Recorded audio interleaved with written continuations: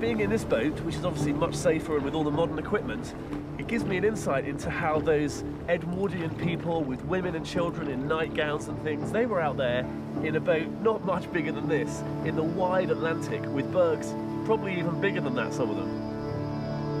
It was really sunny that day, and they would have been carving off as well. So the Titanic survivors, they'd have heard that occasional crump and crash and splash and roar in the distance as the icebergs toppled over.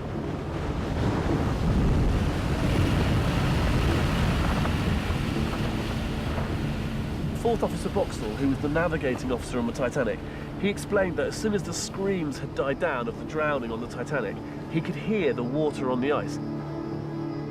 And he could hear what he called the rumble of the ice. And just out there, I could hear the rumble of the ice. Tim's deep understanding of all the literature, from first-hand testimony to the best scientific research, is what makes his work so unique.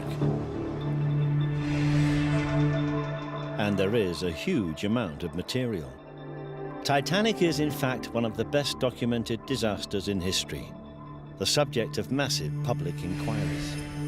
In New York and London, 180 witnesses were subjected to 50,000 questions. As soon as the survivors came off the Titanic, they gave their interviews to newspapers who slightly embellished the stories. And what I've been interested in doing is getting back to what people who were there actually experienced. On the Titanic, eyewitnesses include Colonel Gracie, Lawrence Beasley, and Jean Hippack. The lookouts, Frederick Fleet and Reginald Lee. On the Californian, Captain Lord and Apprentice Gibson. They all have something to say about that night, written in books or questioned under oath at the inquiry. Tim's reading of the thousands of pages of expert testimony has helped him dismiss so many of the so-called facts explaining the tragedy. She had very good experienced lookouts. She had the most experienced crew.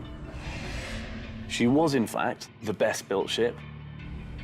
She could turn on a sixpence, effectively.